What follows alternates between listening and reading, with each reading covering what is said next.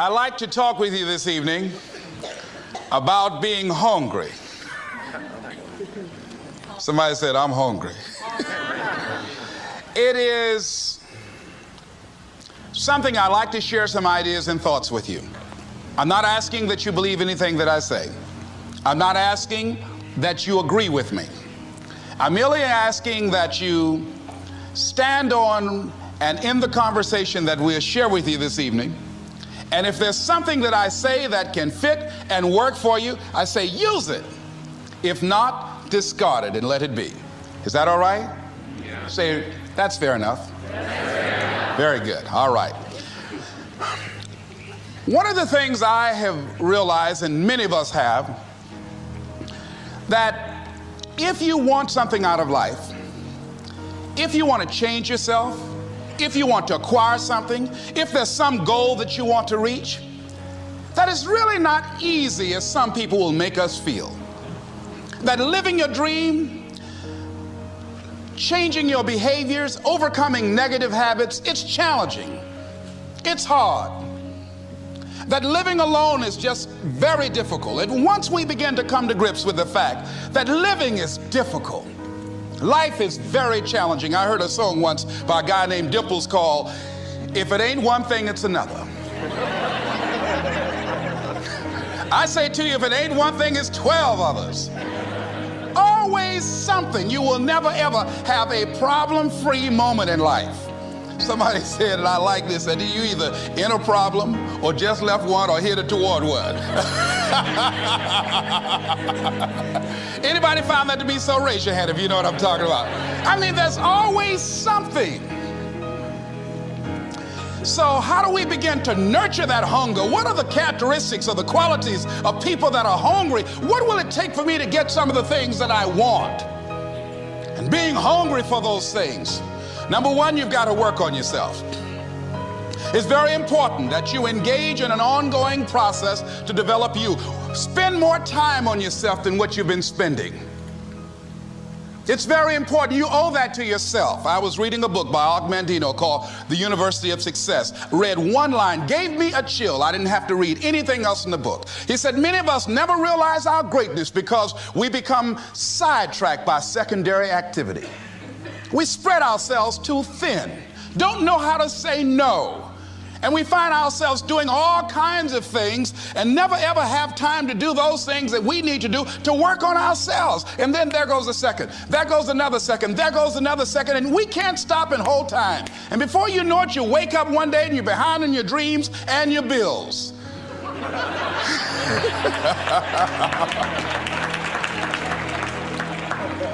So decide that you're going to take some time to work on you, that you deserve that from yourself, that your life deserves some prime time because you are creating your own production.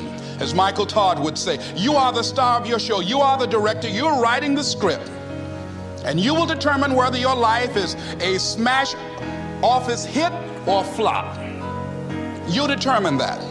Working on yourself, talking to yourself. That's so very important. Overcoming the negative conversation, that inner dialogue that's going on all the time, even when you don't want it to be there. You can't stop yourself right now from thinking. You can't do it. It's going on. And so learning how to empower yourself, part of doing that is standing up to yourself. You've got to stand up inside yourself sometimes and say, shut up. You've got to do this. I was going to give a presentation, and this voice inside of me saying, you can't do this. You don't have everything it takes. I shut up. I'm behind on my bills, and you're telling me what I can't do. I have got to do it. You'll get scared sometimes. Your mind will go blank on you. Some people you will allow to unnerve you, and you wonder, what's wrong with me? I'm not crazy. That's why you've got to learn to make a conscious, deliberate, determined effort to stand up inside yourself.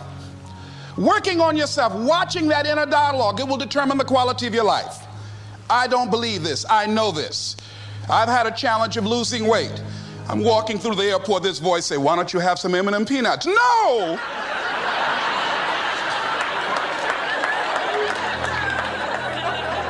Well, just one.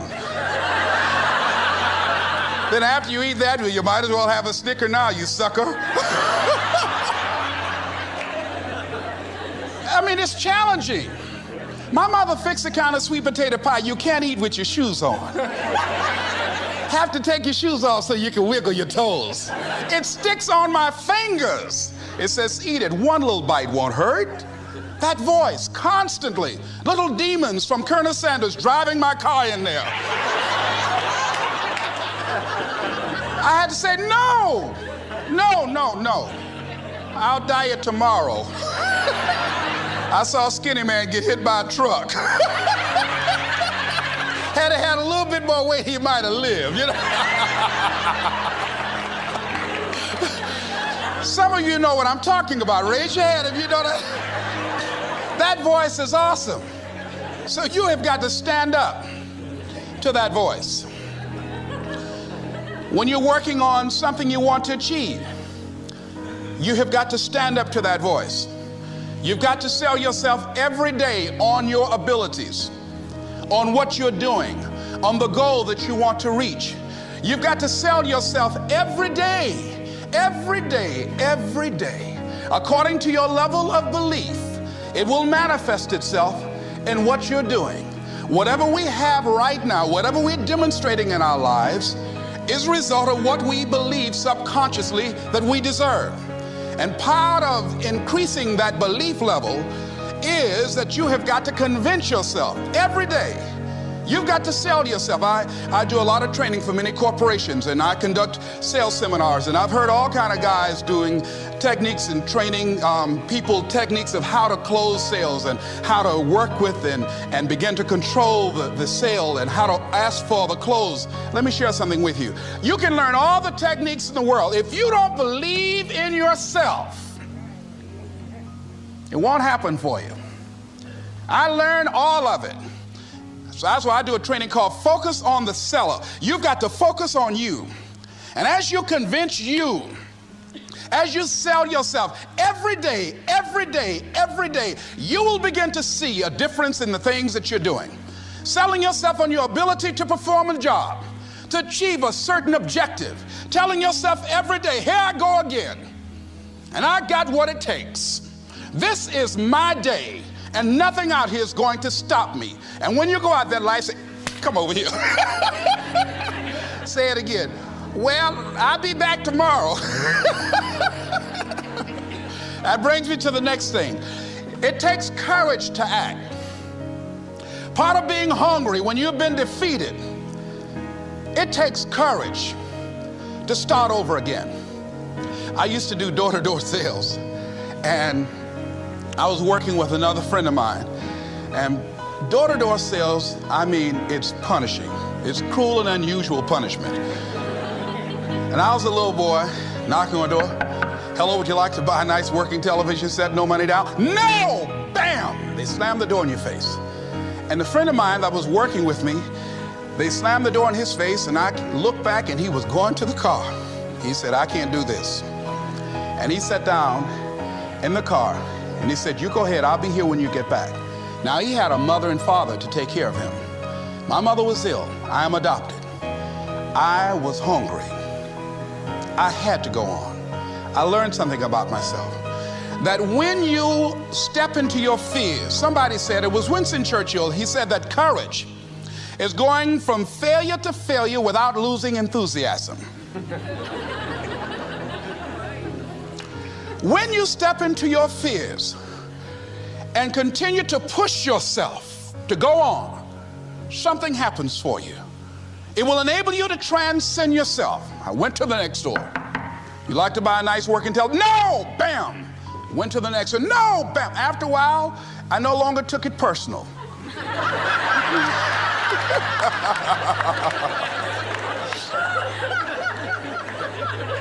And I began to play a game. I said, well, I know there's a yes out here somewhere, and I'm going to keep on until I find it. And I'm not going home until I do.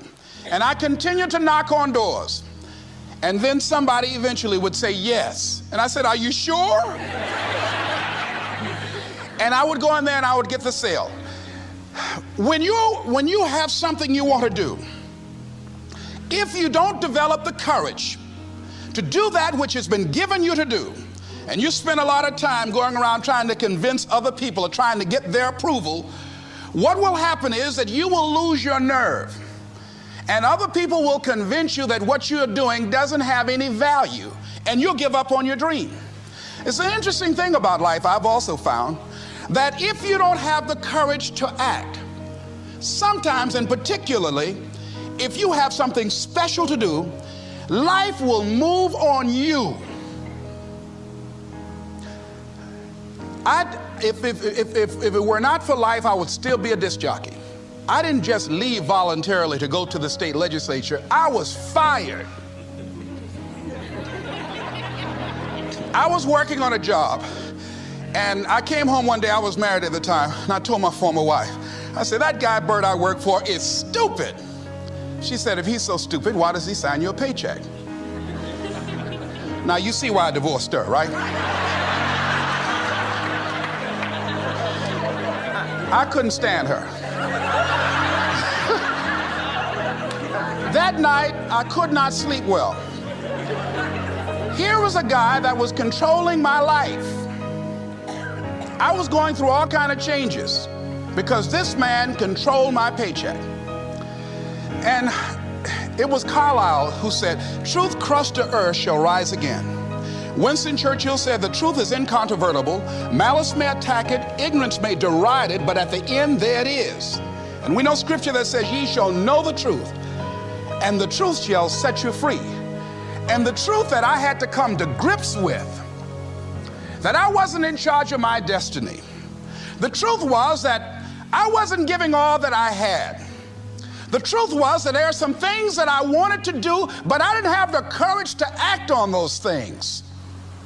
And the truth was that Bert Childs was a blessing to me. He made life so miserable for me, I had to start looking at my life differently.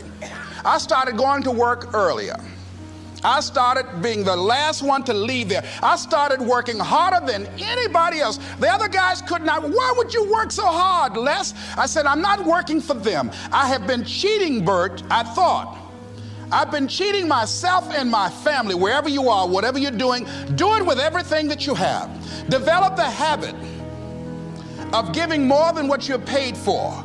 Develop the habit of setting standards that others will be measured by. Someone said, do not go where the path may lead, but go where there's no path and leave a trail. All right? It is easy to be negative today. It is easy to have low morale today. I was at a corporation and they're going through downsizing and going to lay off some 1,500 people over the next few weeks. It's very depressing there. And those people that stay there 9 times out of 10, they're just going to do just enough to keep from getting fired. Anybody can do that. But if you can begin to harness yourself and say that where I am, I'm going to do the best I can with what I got, because that is an expression of who I am. If you get into the habit of just being mediocre, it will become a part of your consciousness. If you get in the habit of giving less than what you have it within you to give, it will begin to reflect itself in your personality. It will begin to damage you psychologically. And you don't want to be a part of that kind of self-destructive behavior. And so you want to set some high standards for yourself. The next thing, part of what feeds that hunger, you've got to develop a sense of urgency. Aurelia said, stop living your life like you have 1,000 years to live. In life, you're either here today and you're gone today. If there's something that you want to do and you can't do it all at one time, do just a little bit of it. I like what Robert Schuller says. He said, by the yard it's hard, but inch by inch, anything is a cinch. Do just a little bit of it. A friend of mine, Bobby Kerr, used to be a roommate. Bobby wanted to go into the area of public relations. He loved working with the public. Young lady he wanted to marry named Clarice. Bobby was a great procrastinator. Pretty soon the job where Bobby worked, they transferred him to another location. He went out to celebrate with the people on that new job site. And Bobby suffered a massive heart attack and died. Bobby didn't drink and didn't smoke, was under 40, and he died. Ask your question. How much time do you have left? How much time do you have left? When you start thinking about that, we don't know. We don't know. Bobby took all the greatness and all of the talent and all of his abilities to his grave with him. One of the things he could have put in parentheses under his name, he didn't use all his stuff. And most of us do that. Most of us don't use the stuff that we have brought into the universe. And we want to make a conscious, deliberate, determined effort to start living life with a sense of urgency and using what we've got. Using ourselves up. Sharing what we brought into the universe to share. Because if we don't, nobody else will. Stop wasting valuable time, knowing that if we begin to live our lives as if each day were our last, our lives will take on a whole new meaning. They take on a whole new expression, valuing each moment that we are blessed with. The next thing that begins to nurture that hunger, honor yourself as your word. Don't give your word out lightly. When you throw your word out there and you don't honor it, it makes a statement about you.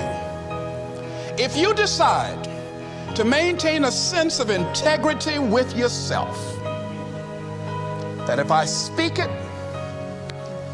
I'm going to live it. It's who I am.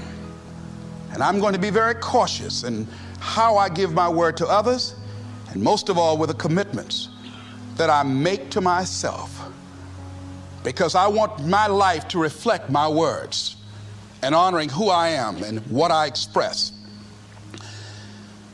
Another challenging area in terms of nurturing and developing that hunger in yourself is learning the art of becoming single-minded. Learning how to concentrate, learning how to focus in. And you'll be surprised at the things that you're able to do. When you learn how to block things out, when you learn how to keep thine eyes single, you'll be surprised at the ideas that will come to you, of the people that you'll be able to attract, of the opportunities that you'll be able to see. You'll begin to see things that have been standing there looking you in the face saying, I can't believe this has been here all this time. Here's a habit that I do. Maybe it might be of some value to you. I get up in the morning and I start writing what great ideas that I can think of today that can improve me and that will enable me to reach my goal. And I just let my mind flow. Sometimes I write 15, 20 ideas. Some days it's more difficult than others. One idea can change your life. One idea can turn your life around. Deciding that you're going to focus to develop your skills. The guy was the new owner of a baseball team that was in the basement of the league when he took it over. He went to the pitcher and he said, what is your best throw? And he said, well, I got a good curveball and I've got a good fastball. And he went on talking about his different throws. He said, but tell me this, what is your best throw? He thought for a moment. He said, I've got a good fastball. He said, that's all I want you to work on. Nothing else. Just develop your fastball. The next year, they went to the World Series. Most people don't know where their fastball is. Most people go through life never discovering what their talents are. Most people never develop their talents. They have skills and abilities, but if you don't nurture them, if you don't develop them, they will never serve you. Your gifts can take you many places if you develop your gifts. Most of us don't like to do those things that come easy to us. I've always loved to talk to people. I decided, taking this advice, to develop my skills as a speaker. And my gift has developed and it's taken me many places. You have something that you brought to the universe, and that if you decide that my life deserves my developing, this is what I do well. And becoming the best at it and mastering myself and seeing what I have within me.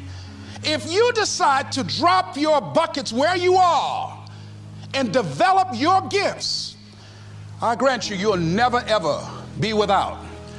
I grant you that your gifts will take you places that will literally amaze you. I grant you that if you begin to work to develop your gifts, you'll develop a strong sense of happiness. You'll get a larger vision of yourself, because part of beginning to get a larger vision of yourself, all of us need some area of our lives where we can have a feeling of competence. That people know when they think about this area, that's something you do. That you eat and sleep that, and that you do that, and people know it, and you know it, and you know that you know this. If you don't know anything else, you know this. Can you tell I know what I'm doing? Oh, hello. You know this. So you've got to work on it. When other folk are having a good time, you've got to have the strength of character to concentrate, to read, to digest information. If you decide in any particular area that you're concerned about, to make a conscious, deliberate, determined effort to read one book a month in that area, in 5 years, you'll be among the top 5% experts in the world. I read a minimum of 2 books a week. The average American reads only 1 book a year. If you decide that area that you love, that you are going to master that particular area, in this era of accelerated change, overwhelming complexity, and tremendous competition, as you begin to develop and expand your skills and your talents and your vision of yourself, you will always be in control of your destiny. The next thing is, whatever it is that you want to do, you want to do it massively. I have a friend who was telling me that his sales were down. I said, well, how many phone calls you make a day? He said, 25. I said, double them. Make 50 or 75 or 100. He said, oh man, that's just too much. I said, what do you mean too much? You behind on your bills? You're talking about too much? You know one way to get back on your feet real quick is to miss 2 car payments? You talking about you're tired? There's no competition out here. Decide that you're going to push yourself. Most people won't do that. Most people give up on themselves easily. You know the human spirit is powerful.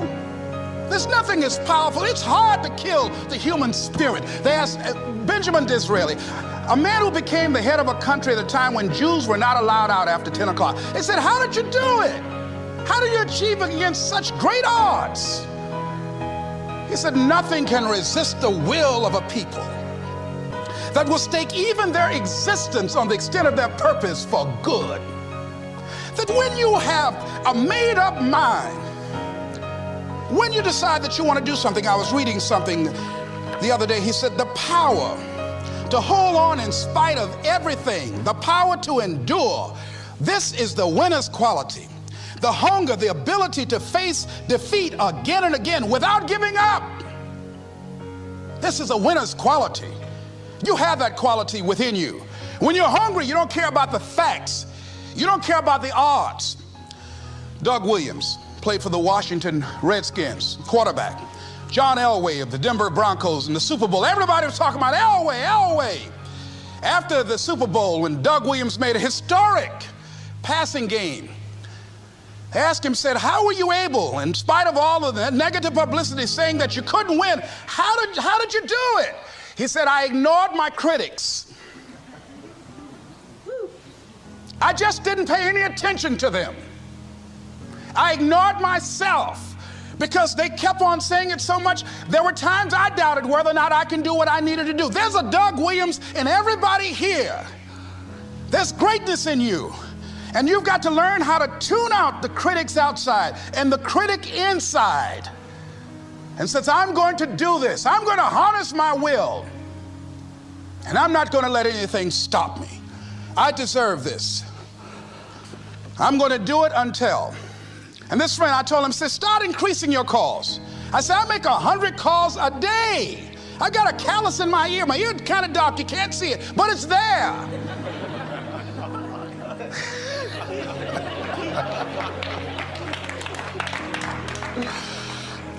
His sales have increased. He's working harder now. The other thing is that if you want something, you have got to be relentless. You've got to learn how to become resourceful. You've got to learn how to become creative. When crises strike in your life, and in the Chinese language, crises mean danger, but it also means opportunity. And this is an opportunity for you to grow. And you've got to be so relentless, regardless of what comes down the pike, that you're always looking for a way to get over, always looking for a way that you can break through, always looking for a way that you can win, always looking for a way that you can strike a telling blow. And pretty soon, I think there's some people watching us in the universe that say, wait, let's call a meeting over here. You know that guy Mustafa? Look at him down there. He won't stop. Just that fool don't know he can't get over. Look here. Why don't we do this? Let him go and let's mess with somebody else. Shit. Let him go on through.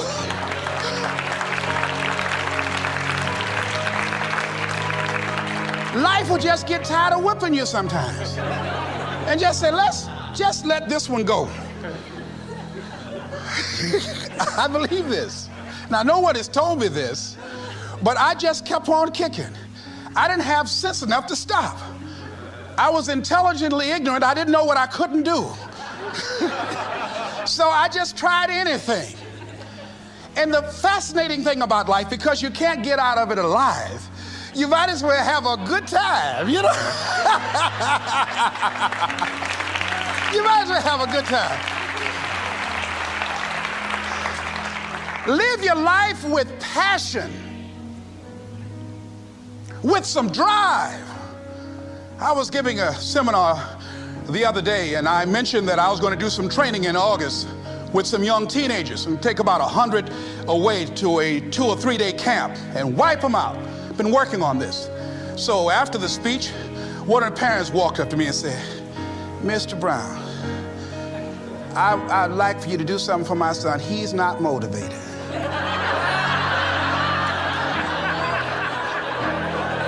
I said, I wonder why.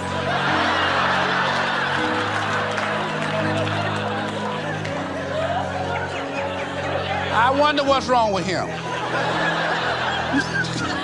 He had no fire whatsoever. See, what you do speak so loudly, folk can't hear what you're saying. And so if you don't have any fire, you know, you've got to watch the people, the relationships that you develop. Have people of kindred mindsets. If you're around folk who are dead and negative all the time, they will affect you. You want people that are around you that have smiles on their faces, looking good. I was telling a group last week, Abraham Lincoln refused to hire a guy because of his face. They said, but the guy can't help it. He said, anybody over 30 is responsible for their face.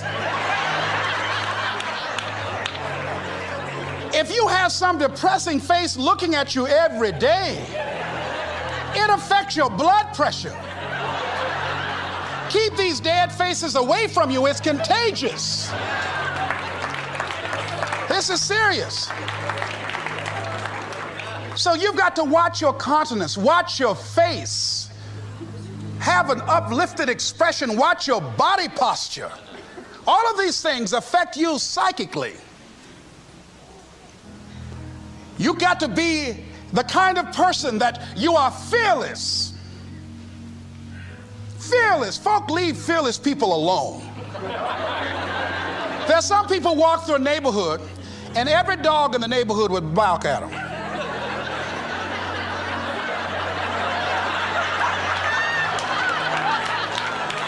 But there's some people come through and ain't nobody gonna mess with this.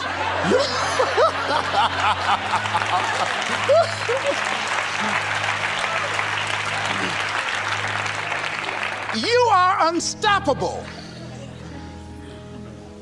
And because you are unstoppable, because you've got power that you haven't even begun to use yet, you owe it to yourself to release your brakes. How many of you have the experience of pulling out of your driveway and you mashed on the accelerator and the car was just going, and couldn't move, and you mashed harder and it couldn't move, and then you discovered you had your emergency brakes on.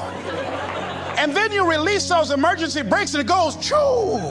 Have you ever had that experience before?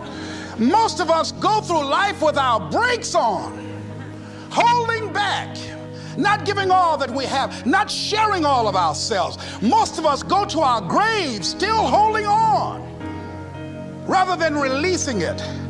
What are some of those things that keep us from releasing it? Because of past experiences, past defeats, past pain. We look back, well, it didn't work out then. It probably won't work out now. Many people get confused their performances with who they are. I was reading Pat Riley, the coach of the Los Angeles Lakers.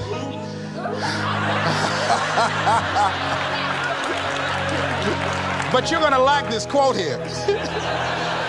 After the Trailblazers had blown them out of the water, and I'm sure he said this last night, they asked him, how do you feel? He said, tonight we were exposed for what we are right now. You see? That if my speech tonight doesn't work, it doesn't mean that I'm a bad speaker. It means that what I did didn't work tonight. And I've got to separate what I do from who I am. And I've got another shot.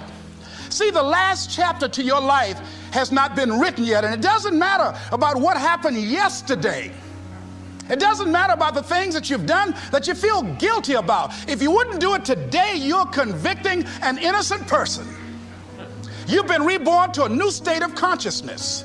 And as they say, if we knew better, we would do better. And so you begin to decide, I'm not going to be denied. I remember, and I was telling someone, and they asked me, would you repeat that again? I was interested in going into broadcasting. I'm adopted, and that was my key out. I wanted to make my mama proud of me. I was very much appreciative of what she's done for my brother and sister and I, and that was my way out. And I went over to a radio station, asked a guy and told him that I was interested in broadcasting. He looked at me in my straw hat and my overalls. He said, you have any broadcasting background? I said, no, sir, I don't. What do you do? I cut grass. Young ladies asked me what kind of work I do, and I was working on a garbage truck. I say, well, I'm a sanitary technician. He said, we don't have any job for you. I decided that was something I was going to do. I decided I'm unstoppable. I'm going to go up in here. I'm going to do this. I started going to the radio station every day, developing a relationship with the people that were doing what I wanted to do. And that's what I encourage you to do. Whatever area you want to go and find people that are doing it the way you want to do it and develop a relationship with them. When I decided to go in this area, I wrote letters to Dr. Norman Vincent Peale, to Zig Ziglar, to Dennis Waitley, all of the giants in this area. And I said, this is something I want to do. I've been following your career. Would you help me?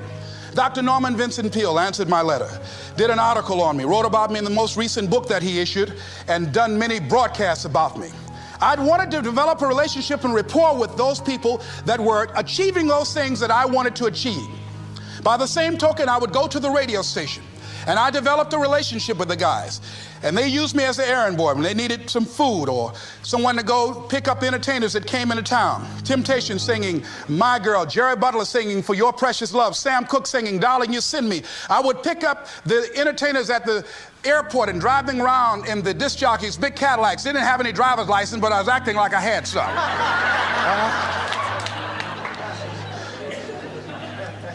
Every day I used to go home and work on my communication skills, developing myself. It was Whitney Young. He said, it's better to be prepared for an opportunity and not have one than to have an opportunity and not be prepared. Start working and developing yourself now and prepare yourself for what it is that you want, because you expect to get it. And when the disc jockeys were in the control room, I would go in and watch them and develop a trust level, and they would let me stay, and I would watch and observe them working the controls. When you want something out of life, don't worry about how you're going to get it. How is none of your business. The most difficult thing it is to hold the vision. It's to hold the vision. So there I was at the radio station. A guy was on the air and he started to drink by the name of Rock. I was outside the window looking at him and watching. Hungry and ready. Saying, drink, Rock, drink. Pretty soon the phone rang. It was the general manager. I said, hello? He said, Les, this is Mr. Klein. I said, I know. He said, Rock can't finish his program. He's slurring his words. I said, I know. Can you work the controls until one of the other disc jockeys come in? Would you call them? I said, yes, sir. I hung the phone up. I said, now he must be thinking I'm crazy. I called my mama and my girlfriend Cassandra. I said, y'all come out on the front porch and turn up the radio. I'm about to come on the air.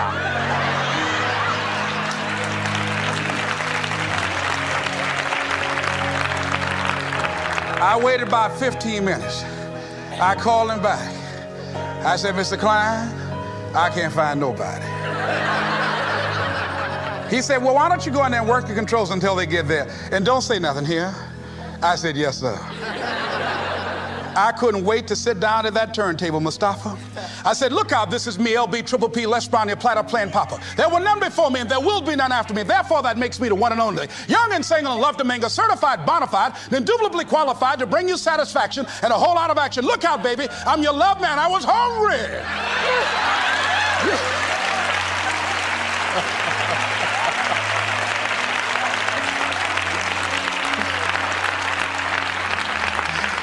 Shake somebody's hand on your right and left and say, you've got to be hungry.